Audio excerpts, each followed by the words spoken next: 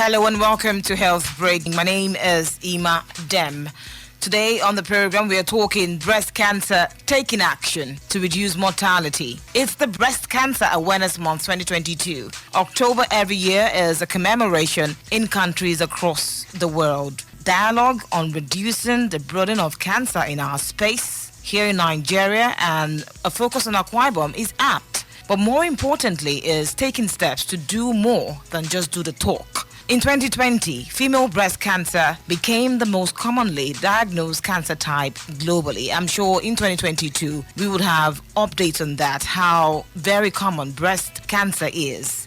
About 2.26 million women were diagnosed with breast cancer, and about 685,000 women died from the disease. In Nigeria, breast cancer is a major cause of death and disability. It was responsible for over 11,000 deaths in 2018.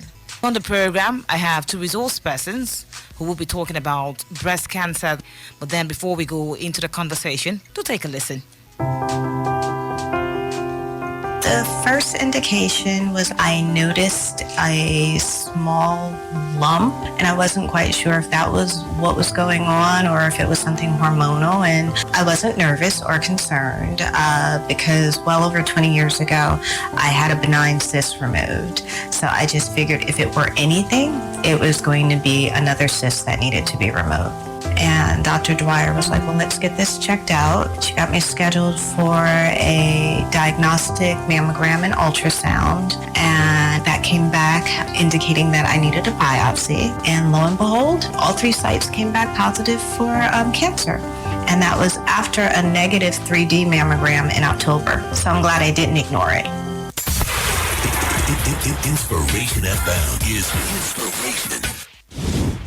I slept. I woke up. Thank God I wore a white nightie. When I woke up, the nightie was filled with blood on my chest. It was very bad. I was like, maybe, as Africa, I thought that maybe witches and wizards attacked me during my sleep. I started crying that what happened, all my chest was filled with blood. So I now went to take my bath. So my mind was like, I'm going back to the hospital today to explain. When I went to take my bath, as I was coming back from the bedroom, blood started dropping from my nipples, like discharge. It was bloody. So I have to go back to the hospital. So when I got there, the breast doctor I met, the surgeon doctor, Nsese said I should go for biopsy. So it was from the biopsy, they detected it was carcinoma.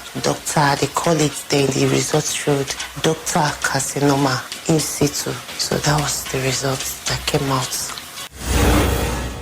Because of our cultural belief in Nigeria that cancer is a spiritual attack, so the solution must come spiritually. People keep wasting time. I've seen someone that she had all the chances of surviving. I lost her October last year. It was so painful because I was so aware of her case.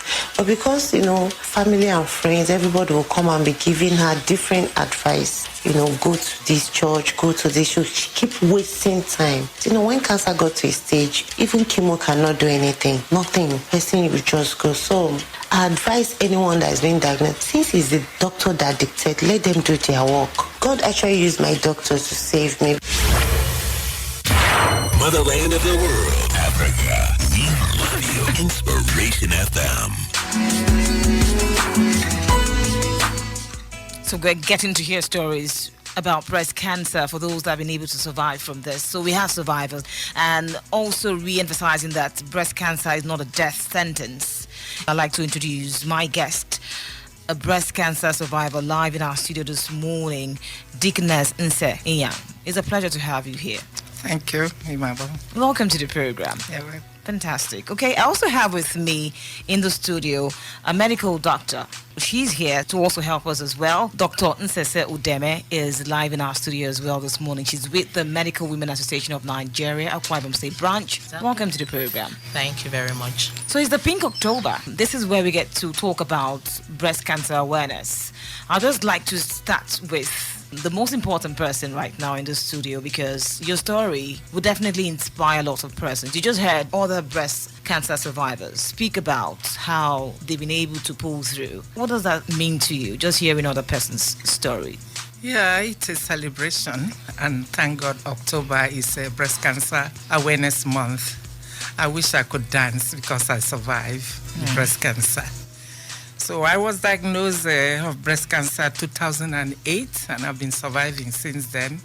And it was a very traumatic experience for me, having just lost my husband, and I was looking forward to training my children, and came along this cancer. So I thought it was a death sentence, but I was encouraged by the doctors that I wasn't going to die.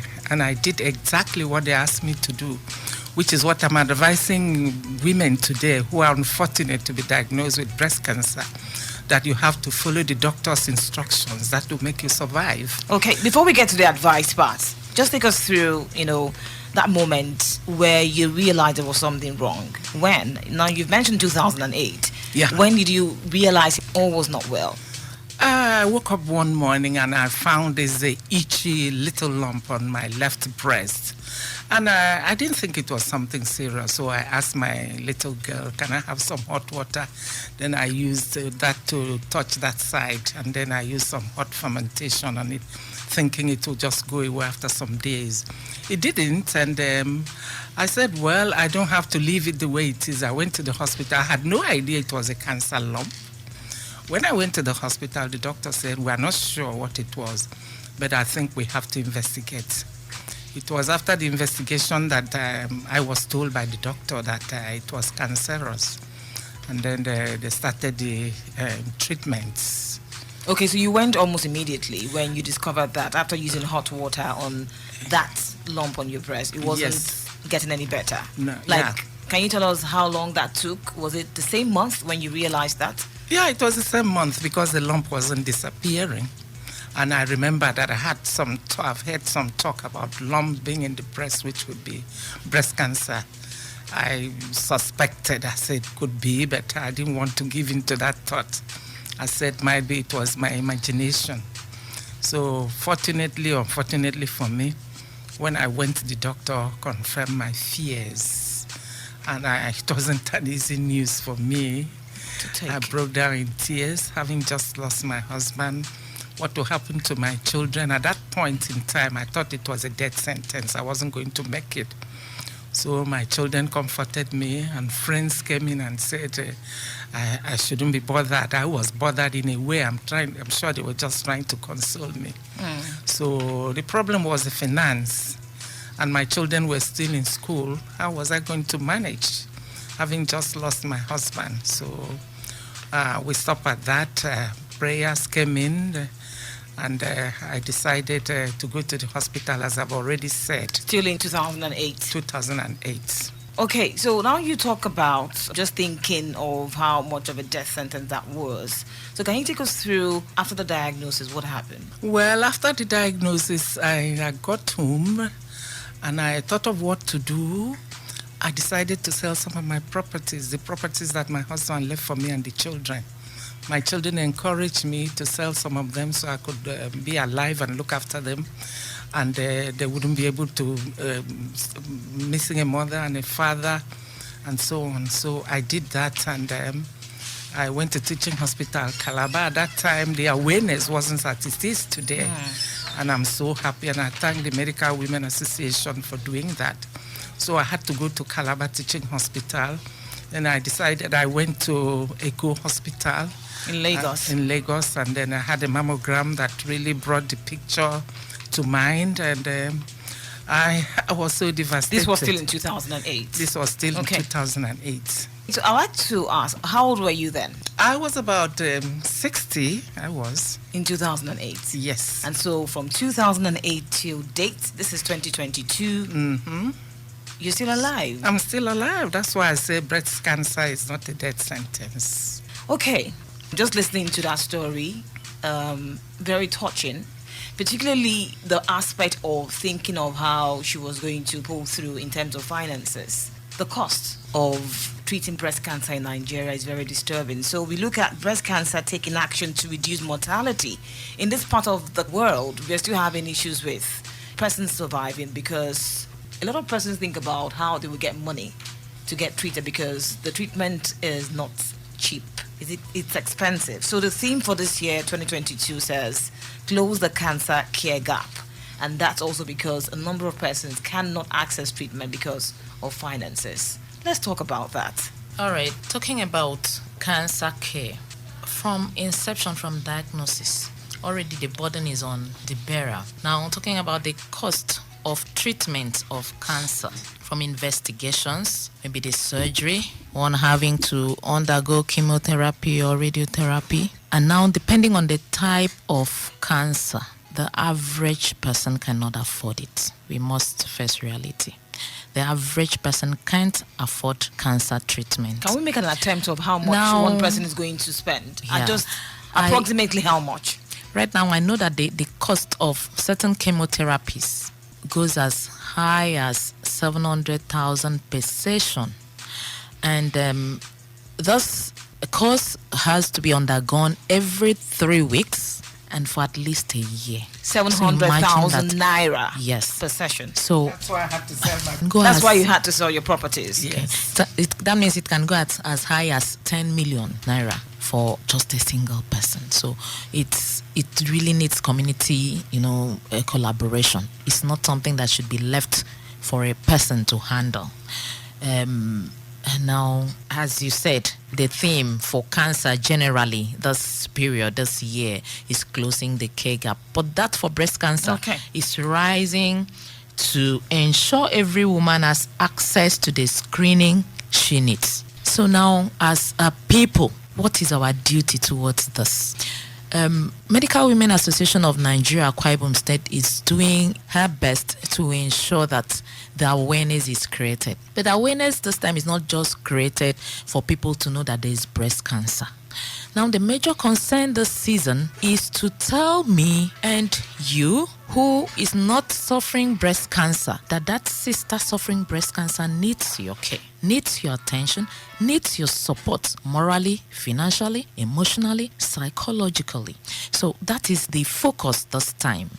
Now, if you have the resources, you have the connection, you have the passion, the vision, what it takes to support a breast cancer sufferer. The Medical Women or patient. The Medical Women Association of Nigeria, Akwa Ibom State Chapter is always open to, helping you reach the target. Because we have, in a way, tried to close this care gap.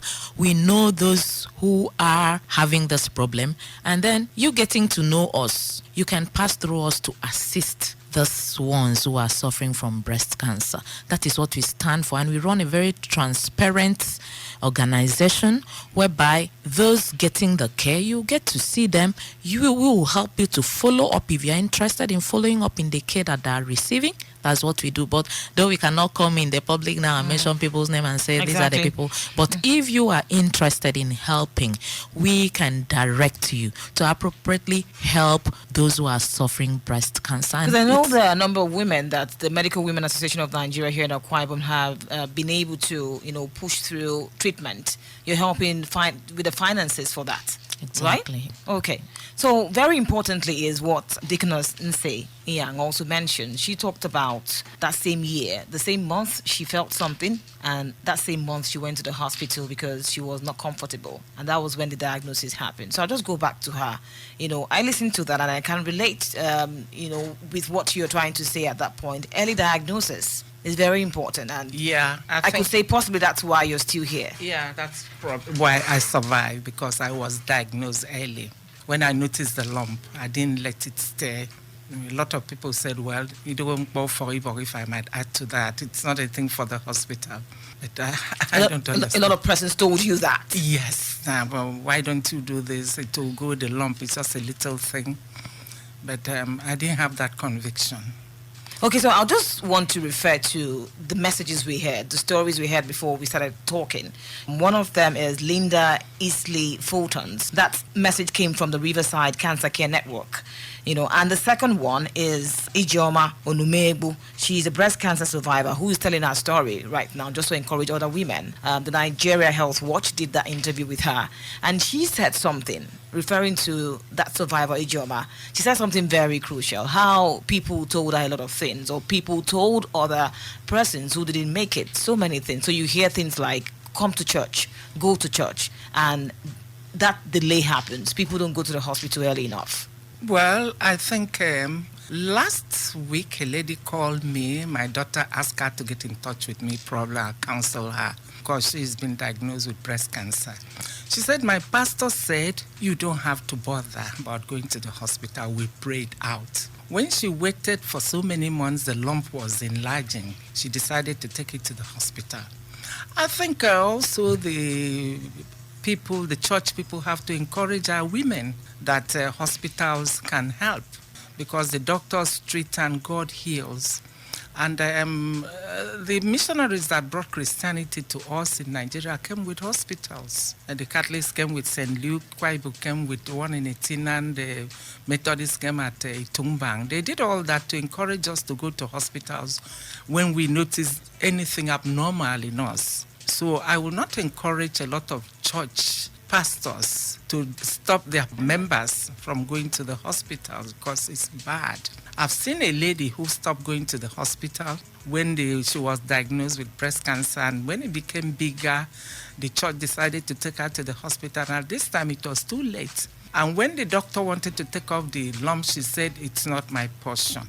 Then when it became unbearable, she went back, and the doctor said no, it was too late, and the church had to pray for her to go and rest because the pains was unbearable for her. So I think people should be encouraged to seek medical attention once you notice anything that is abnormal in your breast. You must have been used to the size of your breast and so on, but all of a sudden you notice something unusual. I mean, that calls for an attention. Doctor, what is this and what is that? Okay. Through that you could be helped. All right, keep the calls coming in this morning. Let's talk. We are talking about breast cancer and taking action to reduce mortality. The numbers to call in with this morning to be part of Health Break: 0905 995 1059, 0818 222 9105, 0905 995 1059, 0818 222 9105. Also send your messages to the WhatsApp number 0906 0308705. We have a question for the doctor here in our studio live. You can actually do ask, or you want to make contributions to the conversation this morning. Feel free. We're talking breast cancer. It's a pink October. That's the Breast Cancer Awareness Month. Move away from your radio set. Hello, good morning. Good morning to you. Welcome to the program. If I have a question. Go ahead. Is every lump on the breast a cancer? If a woman has a lump on the breast, is it a cancer? Okay, listen. Say it's cancer. Dr. Nsese will answer your question. Thank you very much. All right, thank you so much for that question. We are here to clarify that if a lump is found, not your place to decide whether it's a cancer or not. Just go to the hospital and let that decision be taken there. After some tests have been done, maybe the lump is removed and sent for what we call histology, a certain test. That is where the decision will be taken, and you'll be informed if it's a cancer or not. So that's why we tell women, don't sit at home and conclude, oh, it's cancer, I'm dying. Thank God we have a survivor here. So even if you're thinking it's a cancer, somebody has survived cancer for 14 years now, so you can survive. All right, then. Okay, the phone lines are still blazing. Let me take a call before I come back to the questioning. Hello, good morning. Yeah, good morning. Thank you so much for joining us. What's your name, please? I so much appreciate your program. Like that is why I like Inspiration 18. What's your name and where are you calling from? Thank you. Okay, Jemark from Parene. Oh, go ahead. I do love the education that you have given to us, both men and women. Because there are some that are going along with some lumps in the breast. I know that it's not all the lumps in the breast that as a result of cancer until it is diagnosed in the hospital. So what I think is that how I wish you take this information to the grassroots level. I think how many women in the village, the community, listen to radio and again in English. So I think you should step down the information to a rural area. All right. As you people, because I do understand that you used to go to some monthly environmental sanitation in local government areas. You can just go with them, carry a doctor to go and tell the women, to go and tell me. Thank you so much. Dr. Nse, thank you so much. We'll answer that question as much as possible. I'm sure MWAN is doing quite a lot in terms of awareness creation. Yeah, we are doing a lot, but we still wish to do more. And I thank him for calling in. The fact that he has called in means that we can reach his own people. He called from Mparinin. So he can direct us to Mparinin, either to his church, his community, gather the people in the community. We fix a date and visit. We do that a lot. But, you know, I cannot carry myself to Mparinin. I don't even know the road. I don't know whom to meet. So more community involvement. Yes. So he can, you know, act for us and we will join him. Good morning. Welcome to the program. What's your name, please? Hello, good morning. My name is Nsese Inyang. I'm coming from Rio. Thank you for joining us. Go ahead. All right. Okay, so I'm actually excited to hear someone who's actually a breast cancer survivor come out to, you know, share her story.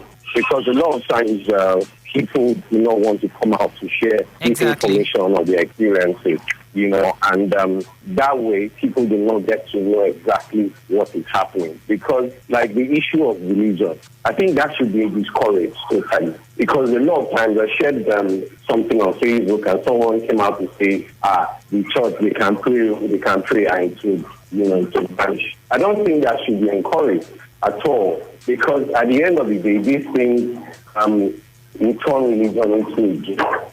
Breast cancer is a killer, you know. It touches the dreams of our women, and something has to be done about it.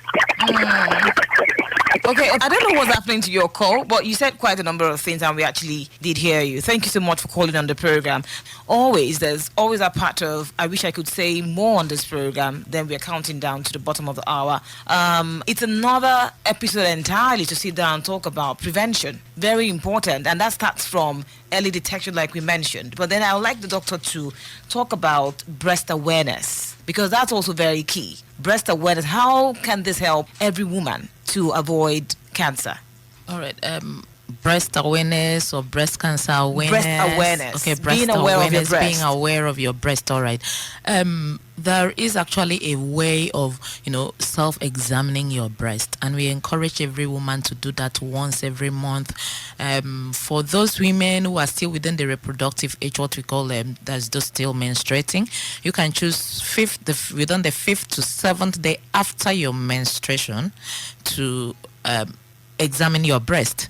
And what does that entail? It means, you know, standing naked before a mirror, looking at your breast. You are looking at the color, because color changes some of those signs that will point to breast cancer. So you look at the color, you look at the nipple, you look at the size of the breast, then you lift your hands up behind your head, put your hands behind your head, still looking at the breast, and then the armpit too as you are doing so.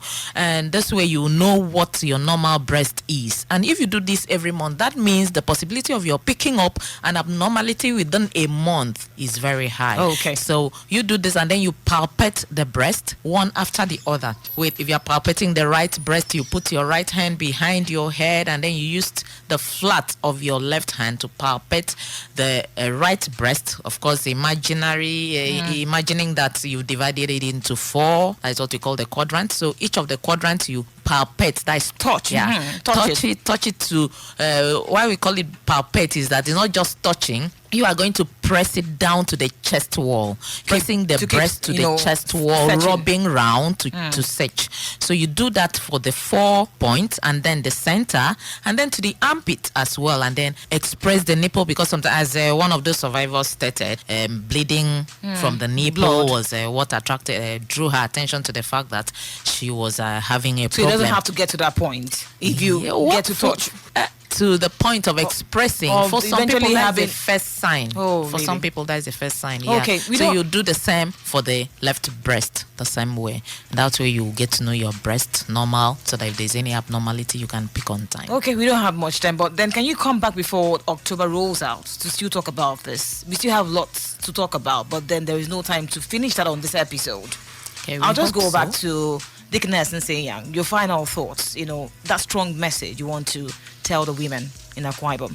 Well, I would want the women to examine their breasts, like the doctor has said, monthly. because you are the one to pick it up and notice before you inform the doctor.